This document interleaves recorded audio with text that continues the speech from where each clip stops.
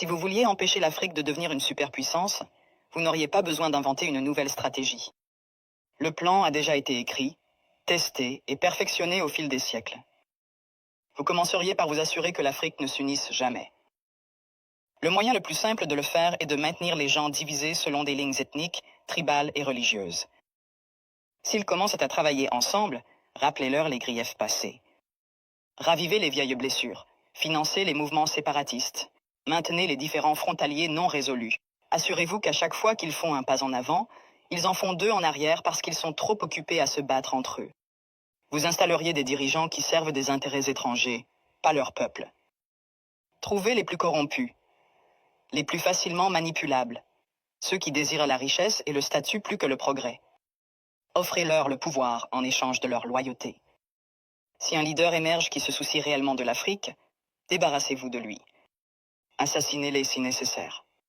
Mais si c'est trop compliqué, déstabilisez simplement leur gouvernement et soutenez un coup d'État.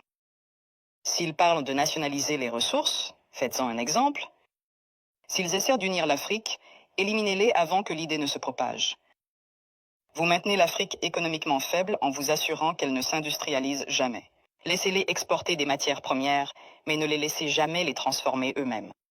Contrôlez les mines, les champs pétrolifères, les minéraux rares. Gardez-les à vendre à bas prix et à acheter cher. Si un pays essaie de se libérer et de construire ses propres industries, sabotez-le. Imposez des sanctions, déstabilisez sa monnaie.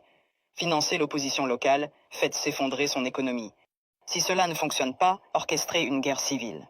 Les gens ne peuvent pas construire quand ils sont trop occupés à essayer de survivre. Vous vous assureriez que leur système éducatif produit des travailleurs, pas des innovateurs. Enseignez-leur une histoire qui glorifie leurs oppresseurs. Faites-leur croire que leurs cultures sont primitives, que leurs ancêtres étaient des sauvages, que leur avenir dépend de l'approbation étrangère. Entraînez-les à mémoriser, pas à penser de manière critique. Gardez leurs meilleurs et plus brillants à la recherche d'opportunités à l'étranger. Faites-leur rêver de quitter l'Afrique plutôt que de la réparer. Offrez des bourses qui emmènent leurs esprits les plus brillants vers l'Occident et ne les encouragez jamais à revenir. Laissez le continent continuer à former des médecins et des ingénieurs seulement pour qu'ils aillent enrichir d'autres nations. Vous contrôleriez leurs récits.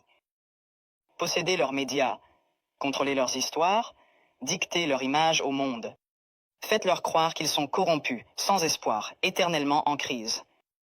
Inondez leurs écrans de pornographie de la pauvreté et de zones de guerre. Montrez-leur des publicités caritatives qui leur font croire qu'ils sont impuissants, sans l'aide étrangère. Minimisez leur réussite. Transformez leur victoire en incidents isolés. Si un pays africain développe une innovation révolutionnaire, attribuez le mérite à un investisseur étranger. Si un dirigeant africain met en œuvre une politique réussie, présentez-la comme une anomalie plutôt qu'une preuve de compétence. Vous vous assureriez qu'ils restent dépendants, les noyer dans la dette. Offrir des prêts avec des conditions impossibles.